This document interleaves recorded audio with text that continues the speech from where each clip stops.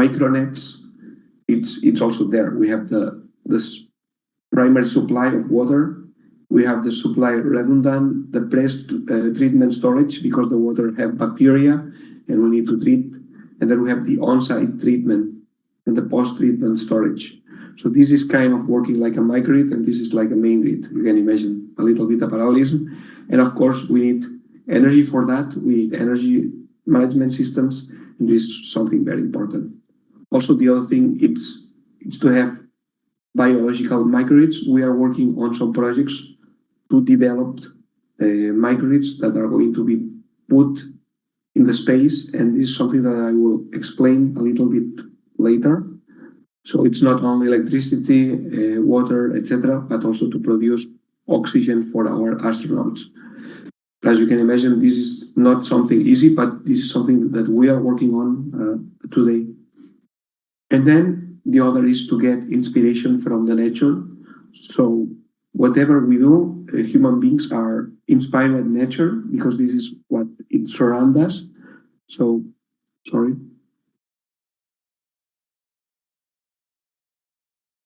For instance, if you work on PLL systems, they are also inspired by the nature. So we have embedded in our brains a number of PLLs to be synchronized with circadian cycles of the day and night. And yeah, when you make this conscient, you say, oh, what I'm producing is something that is close to nature, then more ideas are coming, like imagining that your microgrid is like a biological cell, like producing energy, nutrients, and factor and water. So that's kind of something very important here. Another trending things, it's about blockchains and transactive energy trading. And our lab has been the first to implement ideas on blockchain for microgrids, and we are proud of this because it's already an implementation with hardware, so it's not just simulations, and this is really a breakthrough on that time. We made a lot of collaboration with that. And the other important issue is bioenergy and wearables. So you can imagine that yeah, you could have a microgrid outside the city, but inside your wearables, you could have embedded a microgrid to harvest energy, store this energy, and use it for wearable applications. This comes from a paper that just has been published in the Nature. So that's really interesting also to see e-textile microgrids, how they are coming also today. And of course, seaport and electric ships, we have been working the last years a lot.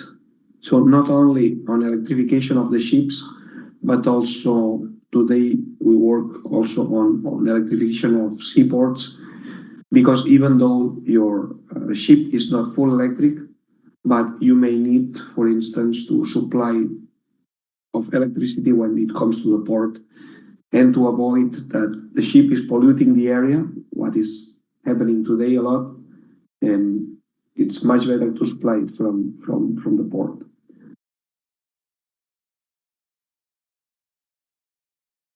Yeah, the other thing is that we have today a lot of cranes, which are, even though they are substituted by electric, and many ports still support this electricity by means of diesel generators. So this is something that also we need to change.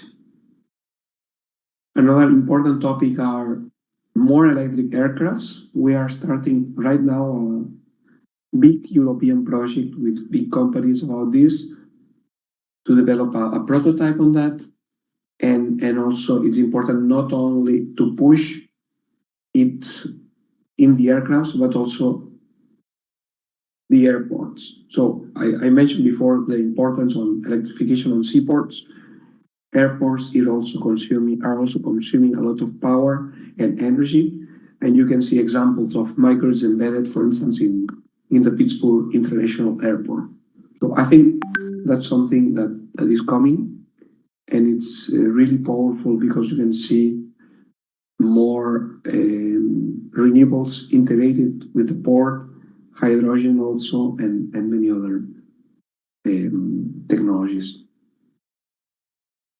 As I will talk today about space microgrids, satellites, space stations, and lunar, and maybe future Mars bases. Another important topic are smart medical systems.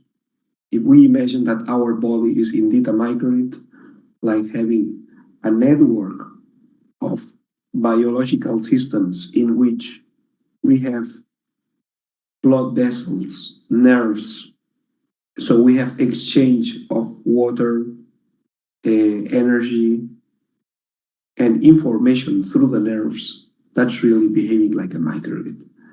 And this idea we came also to develop together with a hospital in Copenhagen to develop next generation of smart medical systems. We are today working on that, and I think it's really exciting. You will see very soon the results. Another topic I just posted yesterday in LinkedIn, it's about quantum computing and DNA computing. We just made some simulations with an IBM quantum computer, and it's amazing the amount of new, very fast and strong results that you can get. We are applying this to power systems, energy systems, and it's something that, of course, you can imagine that is coming to many other areas. Now we go to the central point of the talk, which is, okay, we see that there's a lot of applications with artificial intelligence, but are we sure that we know how our brain works? That's why also I was enforced myself to study this master on cognitive neuroscience. And as you mentioned in the presentation, I just finished finally. And I think I will publish very soon the results of my master thesis. The point here is like, if you think about our body, we have these three brains. One is, let's call the mind, which is here in the head. 86,000 million neurons, but still we have the heart with 40,000 neurons, and all the digestion system with 500 million neurons, which is the same as your cat's brain. So if you have a cat, the brain is the same, as having the same number of neurons as your gut, your digestion system. This is really exciting because you can feel some parts coming from the heart, like feelings, and some other, let's say, signals coming from the digestion system, like emotions. Sometimes even we can know which part of our body is feeling these emotions. So indeed, we can see our body like a totally, I would say, very much distributed system. We know that we have the central part here in the head with the brain, but we have neurons spread around our body. Then when we look on our brain itself, we have three important parts. One is the